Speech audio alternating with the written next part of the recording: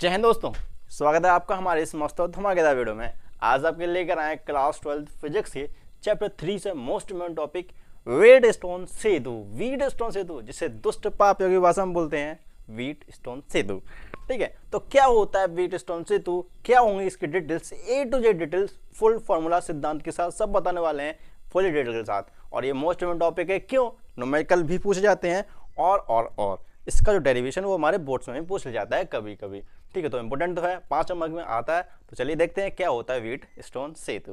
Okay, तो chapter 3 याद रखना, विद्युत धारा तो इलेक्ट्रिक करंट। तो चलिए भैया जी, अब बताते हैं आपको व्हीटस्टोन सेतु। हमारा स्टार्ट करते हैं टॉपिक, क्या होता है व्हीटस्टोन सेतु। तो व्हीटस्टोन सेतु एक ऐसा परिपथ या डिवाइस होता है, मतलब ये हमारा एक परिपथ होता है। परिपथ बोलो सर्किट, याद रखना। जो व्हीटस्टोन सेतु है ये हमारा सरल पर्वत होता है, बहुत नॉर्मल था, जैसे सिंपली हम युक्ति भी बोल देते हैं। ठीक है, एक डिवाइस भी बोल सकते हैं इसको, और एक परिपथ होता है। ठीक है, अब परिपथ में होता क्या क्या है, हमारे पास इस परिपथ में, इस सर्किट में 4 रेजिस्टेंस होते हैं। बोलो 4 रेजिस्टेंस, 4 प्रतिरोध, 4 प्रतिरोध होते हैं।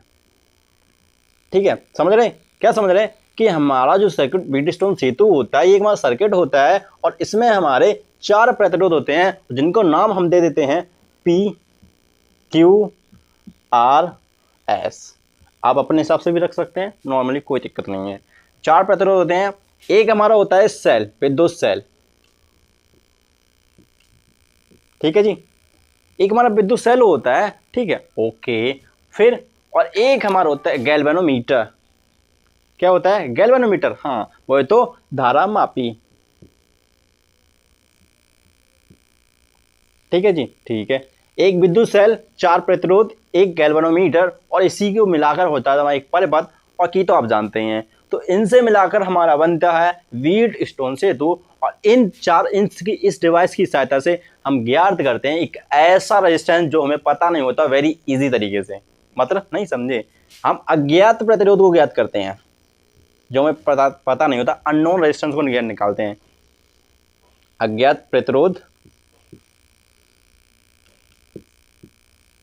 ज्ञात, मतलब हम एक अननोन रेजिस्टेंस को जानते हैं इसकी सहायता से, जो कि हमारा व्हीटस्टोन सेतु। चलिए देखते हैं कैसे क्या होने वाला है और क्या होता है इसका प्रिंसिपल, कैसे ये वर्क करता है।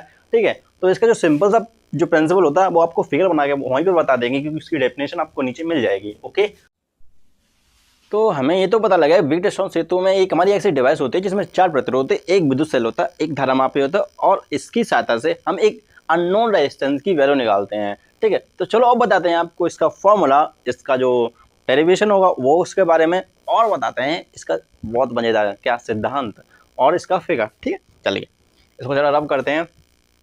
रब कर दें? हाँ बिल्कुल कर दो। याद रखना, ठीक है, कि हमारे एक ऐसा डिवाइस है जिसमें हमारे 4 रेजिस्टेंस होते हैं। ठीक है, एक क्या होता है, एक गैल्वेनोमीटर और एक सेल। ठीक है, ठीक है। चलो पहले इसका फिगर बनाते हैं। क्या बनाते हैं? फिगर। ठीक है, लो भैया फिगर बना लें। तो पहले आप कुछ नहीं करना, पहले एक आराम सा एक क्वाड्रेंट बना लो, चतुर्भुज बना लो, चतुर्भुज। कुछ नहीं करना आपको, सिंपल सा एक चतुर्भुज बना लो, ऐसा वाला। काइट बना दें? काइट बनाइए, पतंग बनाइए अभी आपने, बस वही पतंग बना लो आप, कुछ मत करो, एक पतंग बना लो। वैसे हमारी पतंग सही बनी? वैसे तो ठीक है, नहीं यार ठीक नहीं है, थोड़ा सही से पतंग बना लो तो अच्छी बात है। बस एक स्क्वायर थोड़ा घुमाना पड़ेगा आपको, एक स्क्वायर बनाना, थोड़ा उसको घुमाना है। 1 2 आइए, आ जाएगा बिल्कुल नॉर्मली, कुछ नहीं करना, बहुत इजी तरीके से आप बना सकते हैं। ठीक है, बन गया। ओके, ठीक है, ये हमारा एक बिंदु है ए, और ये हमारा बिंदु है बी। ठीक है, ठीक है, इससे हमारा कनेक्ट हो जाएगा क्या, इससे हमारा हो जाएगा सेल, और ये आ जाएगा हमारी की। ठीक है, मतलब स्विच, और ये इससे हमारा कनेक्ट हो जाएगा। ठीक, अब ये क्या आ गया, हमारा सेल आया है, अभी तो सिर्फ सेल आया, सेल। ओके भैया, अब एक देखो, अब यहाँ पर आएंगे हमारे रेजिस्टेंस। हमारे रेजिस्टेंस कितने थे? 4 प्रतिरोध थे, हाँ, जिनका नेम हमने क्या दिया था, P Q R S। 4 प्रतिरोध थे। ठीक है, हाँ, अब इनको हम जरा सेट करते हैं कि हमारे प्रतिरोध कहाँ पर कैसे आने वाले होंगे। ठीक है, ठीक है, तो भैया कुछ इस तरह से ये हमारे रेजिस्टेंस यहाँ पर आ जाएंगे। ठीक है, मोस्ट इम्पोर्टेंट टॉपिक है भैया, याद रखना 5 नंबर में बोर्ड में एग्जाम में डेरिवेशन का पूछा जाता है। अब होता है क्या, हम नाम कैसे दें, तो जो पी क्यू होता है ना, जो पी क्यू होते हैं ये होते हैं हमारे ये वाले सीरीज वाले, सीरीज दो रेजिस्टेंस हमारे सीरीज में होते हैं, और मतलब दो के पेयर में होता है, जो कि दो के पेयर में ये सीरीज में होते हैं और ये आपस में क्या होते हैं पैरेलल में, ठीक है। और इसका नाम होता है आर और उसमें होता है आइस। समझ गए इसी तरीके से, ओके ठीक है। आप अपनी तरह से नाम दे सकते हैं कोई भी, ठीक है, वो तो आपकी चॉइस है, जो आपकी मर्जी हो, ठीक है। तो हमने क्या था, हमारा एक सेल हो गया, 4 प्रतिरोध हो गए। अब इसमें एक कुछ तो कमी रह गई, गैल्वेनोमीटर। जो गैल्वेनोमीटर होता है वो होता है हमारा यहाँ पर, यहाँ पर जी, ठीक है। और यहाँ पर हो गई हमारी स्विच, ठीक है, और ये हमारे से कनेक्ट हो गया, ओके ठीक है। तो भैया क्या हुआ कि तो हमारा सर्किट कंप्लीट हो गया, हाँ बिल्कुल क्लियर सेतु हमारा कंप्लीट हो गया। यही हमारा होता है व्हीटस्टोन सेतु, ओके ठीक है, समझ गए। 4 प्रतिरोध PQRS, एक गैल्वेनोमीटर, एक सेल, ठीक है। और आपको करंट तो पता ही है, यहाँ से ऐसे जाएगी, ठीक है। तो यहाँ पर आएगी I1, यहाँ पर आएगी I2, ओके ठीक है। यहाँ पर चेंज हो जाएगी, ये यहाँ पर IG, गैल्वेनोमीटर जो धारा होगी वो IG होगी, ओके ठीक है। और यहाँ पर क्या होने वाली होगी, यहाँ पर भी तो I1 ही आएगी। I1 क्यों भैया, चेंज हो गया ना। चलो यहाँ पर मान लो हमने क्या लिया, यहाँ पर I3 मान लो, ठीक है, और इसको मान लो I4। समझ गए, ओके ठीक है भैया, समझ गए। अब इस बिंदु को नाम दे दो ABCNT, क्लियर, ओके ठीक है। तो हमने अपना कुछ नहीं किया। अब एक चीज़ बता दें आपको बहुत मज़ेदार, क्या कि जब ये सेतु संतुलन की अवस्था में होता है, संतुलन में, तो जब हमारा बैलेंस होता है, बिल्कुल क्लियर होता है, संतुलन की अवस्था में, सेतु संतुलन में होता है ना, सेतु संतुलन, भैया संतुलन देखने,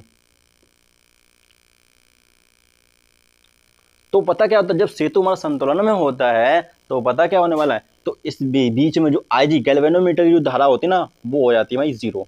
मतलब गैल्वेनोमीटर में कोई धारा नहीं पहुंचती, जब हमारा जो सेतु ब्रिज होता है हमारा कैसा हो जाता है, बैलेंस होता है, संतुलन की अवस्था में पहुंच जाता है, ओके ठीक है भैया। तो हमारा सेतु संतुलन की अवस्था में पहुंच जाता है, तो इस बीच में गैल्वेनोमीटर के बीच कोई भी करंट नहीं पहुंच पाती है, ओके ठीक क्लियर। अब बात करते हैं इसके सिद्धांत की। तो होता है कि सिद्धांत इसका सिंपली आपको कंप्यूटर स्क्रीन में मिल जाएगा, बट आपको हम अपनी तरफ से भी बताते हैं।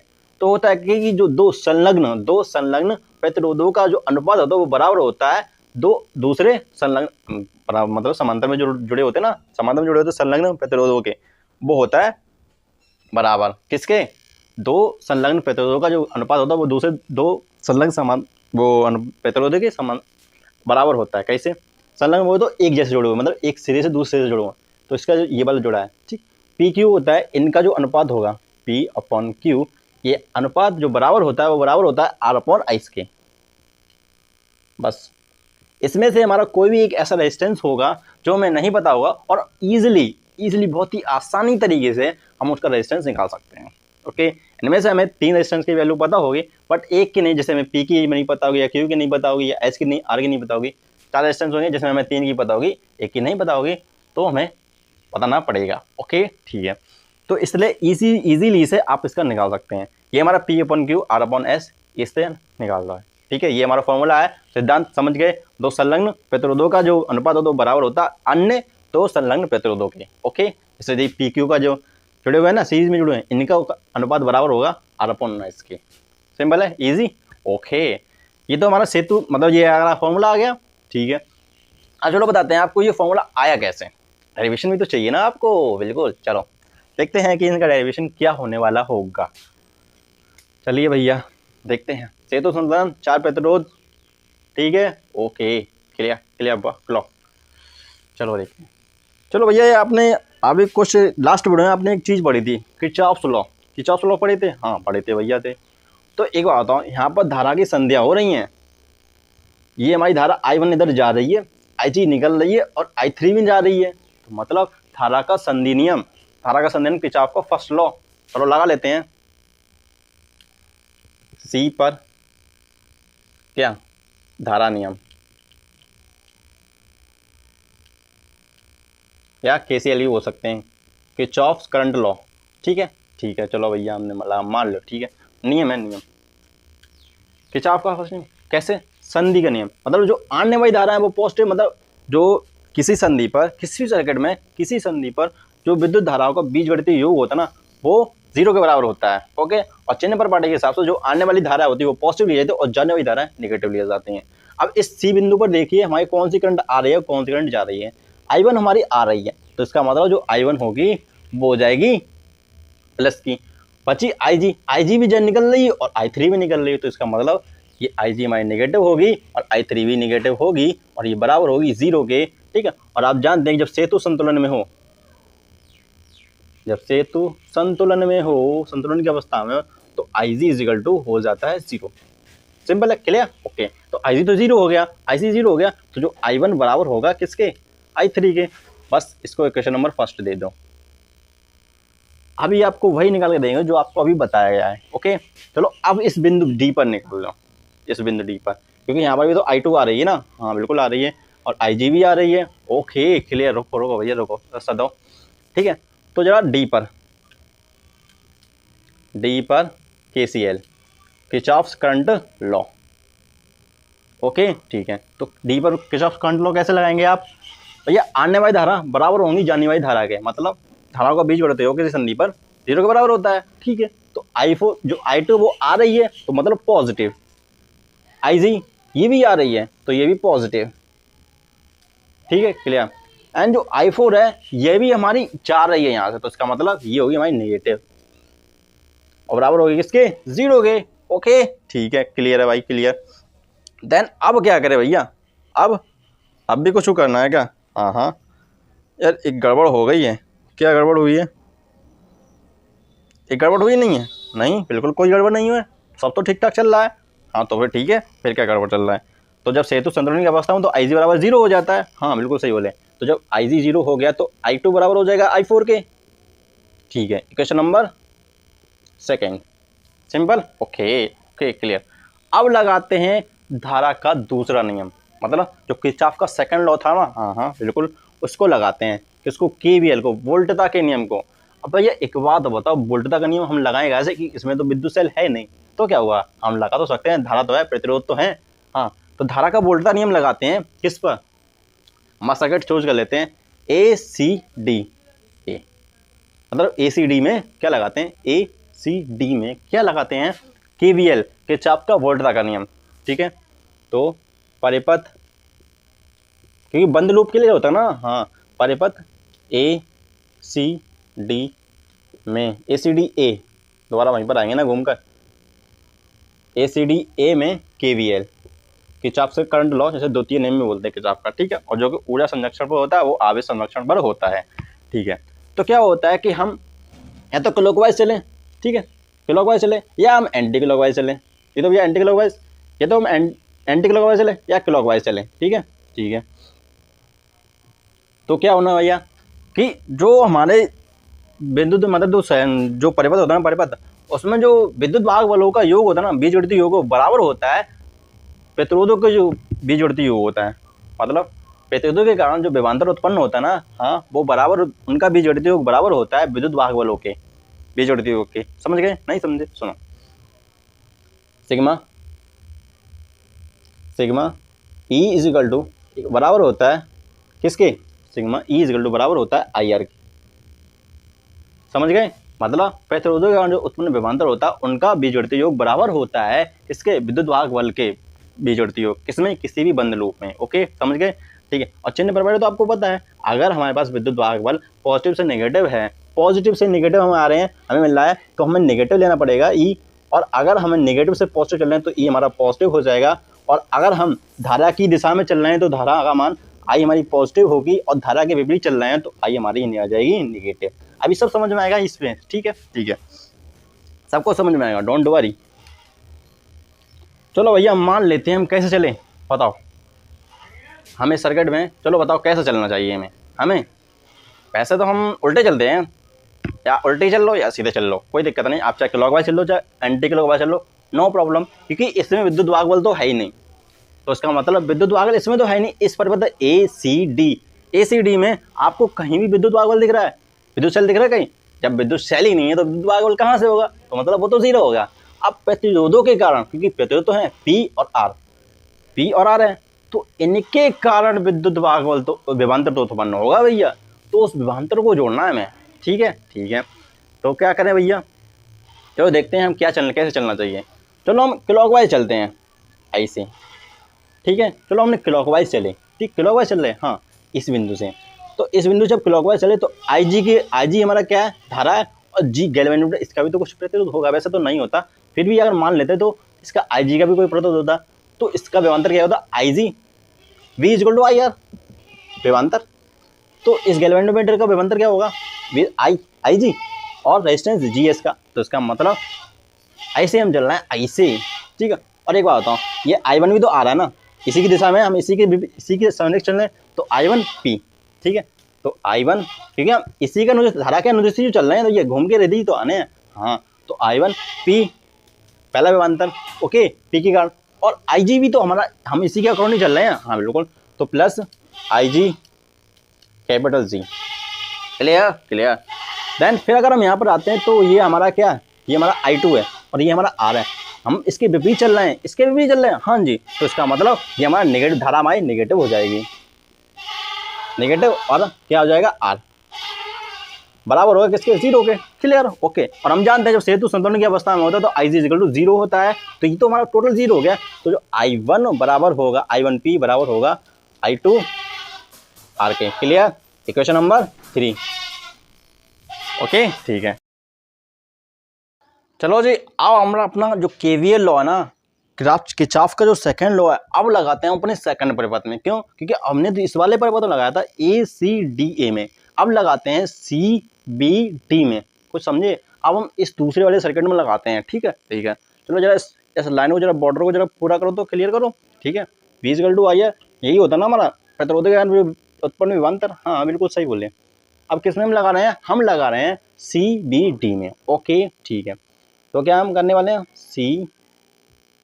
CBDC में KVL, किरचॉफ का वोल्टता का नियम, है ना, या ठीक है। देखते हैं, हम चल रहे हैं क्लॉकवाइज, कैसे चल रहे हैं, क्लॉकवाइज ही तो चल रहे हैं, हाँ, तो ऐसे हम क्लॉकवाइज ही चलेंगे, ओके, ठीक है जी।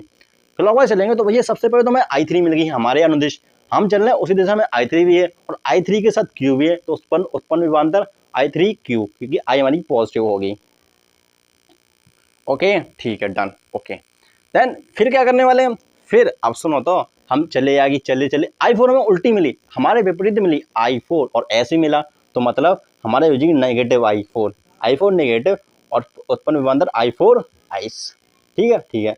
अब फिर चले हम आगे, हमें विद्युत आगमन तो मिल नहीं रहा, लेकिन हाँ हमें गैल्वेनोमीटर जरूर मिला। अब इसमें विद्युत धारा क्या होगी, हमारे विपरीत, इसमें भी हमारे विपरीत है, तो ये IG नेगेटिव हो जाएगी और इसका रेजिस्टेंस जी हो जाएगा, जीरो जी, और विद्युत वागल तो हमारे पास है ही नहीं, वो तो मतलब जीरो ही होगा, ठीक है। अब आपको पता है कि IG होता है ना सेतु संतुलन की अवस्था में वो जीरो होता है, तो ये तो हमारा हो गया टोटल जीरो, बचेगा I4S, तो I3Q बराबर हो जाएगा किसके, I4 आइस के, इक्वेशन नंबर 4।